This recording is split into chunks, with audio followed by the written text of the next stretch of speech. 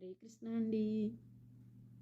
భక్తుడు అనేవాడు ఎలా ఉండాలి అంటే భగవంతునిపై పరిపూర్ణమైన నమ్మకం, విశ్వాసం కలిగిన వాడినే భక్తుడు అంటారటండి. మనకు సుఖాలు వచ్చినా, దుఃఖాలు వచ్చినా, అవమానాలు వచ్చినా, పొగడ్తలు వచ్చినా, మన జీవితంలో ఏ పరిస్థితులు వచ్చినా మనం భగవంతుడిని ఆశ్రయించి భగవంతునిపై నమ్మకం ఉన్నవాడే భక్తుడు అటండి. మనకు మంచి జరిగితే నేను భగవద్భక్తుడిని అని, చెడు జరిగితే నాకెందుకు ఇలా జరిగింది, భగవంతుడు ఇలా చేశారు అని, అలాంటి వాళ్ళు నిజమైన భక్తులుగా పిలువపడరట.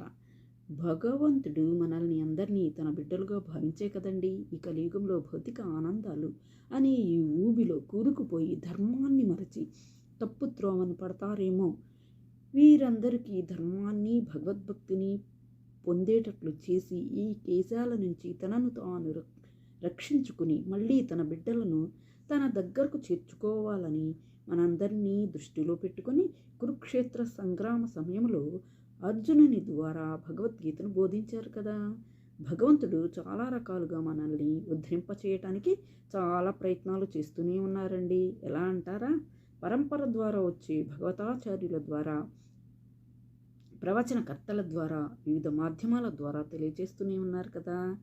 మనం శ్రవణం చేస్తున్నాం, ఆలోచిస్తున్నాం, కానీ ఆచరణలో మాత్రం పెట్టడం లేదు.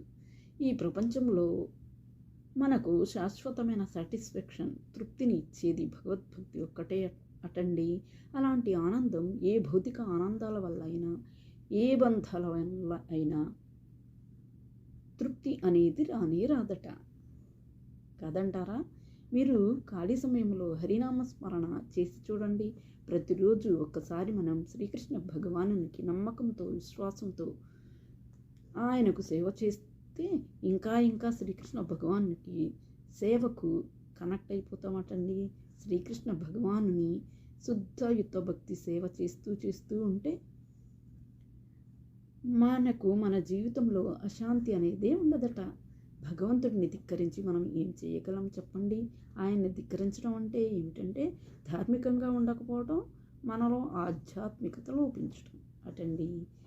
మనం ధార్మికత, ఆధ్యాత్మికత మార్గాల్లో పయనిస్తే భగవంతుడిని ధిక్కరించే సమస్యే లేదు కదా. కేవలం భగవంతుడు ఒక్కటే చేయమంటున్నారు. ఈ కలియుగ వాసులకు అతి సులువైన మార్గం భగవన్నామస్మరణ అటండి.